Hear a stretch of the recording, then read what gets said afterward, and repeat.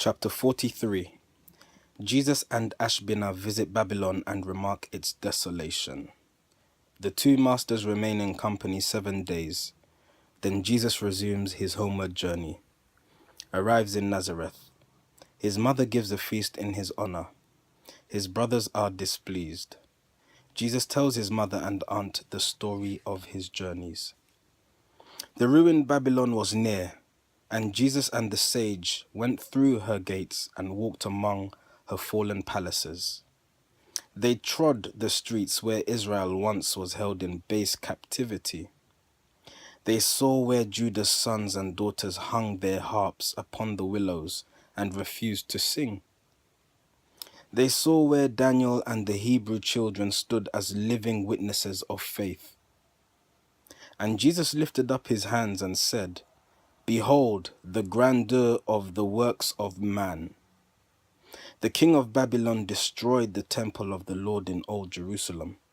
He burned the holy city, bound in chains my people and my kin, and brought them here as slaves. But retribution comes. For whatsoever man shall do to another man, the righteous judge will do to him. The son of Babylon has gone down. The songs of pleasure will be heard no more within her walls.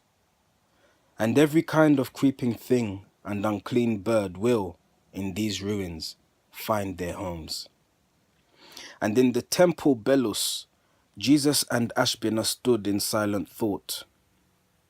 Then Jesus spoke and said, "Behold this monument of folly, of shame.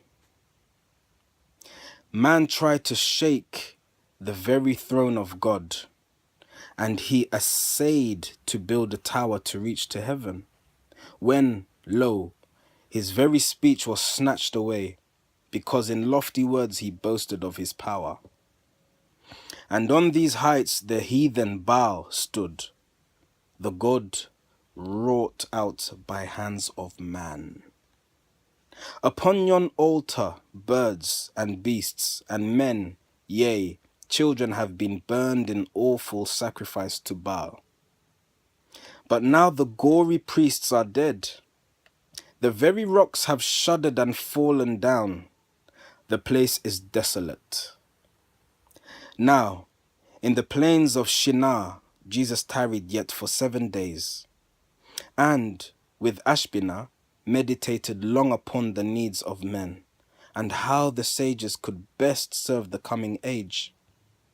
Then Jesus went his way, and after many days he crossed the Jordan to his native land. At once he sought his home in Nazareth. His mother's heart was filled with joy. She made a feast for him, inviting all her kindred and her friends. But Jesus' brothers were not pleased that such attention should be paid to one they deemed a sheer adventurer, and they went not into the feast.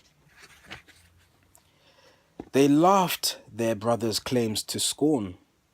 They called him indolent, ambitious, vain, a worthless fortune hunter, searcher of the world for fame, who, after many years, returns to mother's home with neither gold nor any other wealth.